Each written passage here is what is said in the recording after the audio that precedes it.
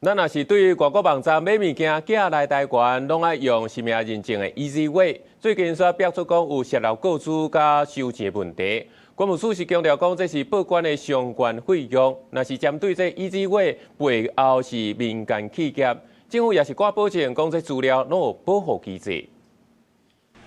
民眾佇網絡買國外物件直接送台灣的時陣，常常會使用通關認證工具 EasyWay 易理位，其中實名認證等法定通關天數是由民營公司關務網絡建置甲營運，收費機制表面上相關服務費是由報關業者負擔，不過，互人質疑到尾成本可能原來會轉予消費者。EasyWay 的費用、電信認證整的相關費用。就是跟報關業者來索取。任何新增的營運成本都可能反映在物流上、服務上、商品價值上，最後當然仍有機會由消費者來承擔。這次的議題不是只是說消費者自行吸收，而是說這樣的制度是不是能夠符合建立在這個合理的這個管控還有監督上面。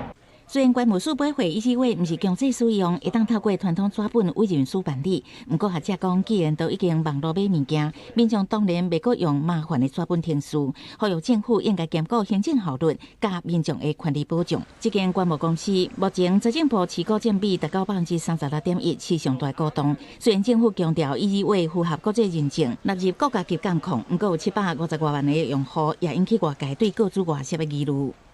是的確有收集到民眾的個資，但關貿公司它通過 ISO 27001資安的一個國際認證，而且它依照個資法跟資安的一個規定來建置營運。我覺得民眾比較擔心說，我有這麼多的資料都在那邊，然後你又非第三方，那你有沒有可能，比如說有內鬼或者是說你被駭客入侵？所以我覺得，也許這一邊的話，也許關貿這邊可以在。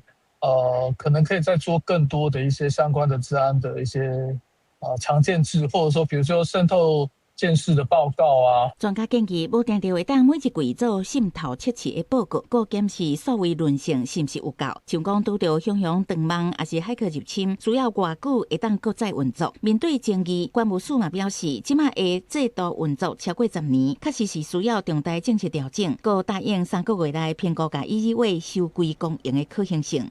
記者採訪報道。